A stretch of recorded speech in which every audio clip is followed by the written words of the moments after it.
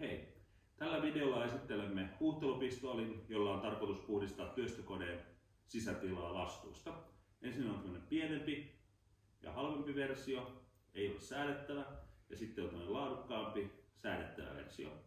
Ja näitä kumpaakin ohjataan tällaisella pumpulla, minkä imusyvyys on 170 milliä, tuottaa 30 litraa minuutissa ja 3 baaria on paine.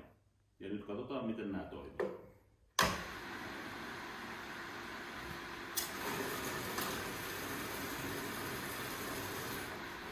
Vähän kauan.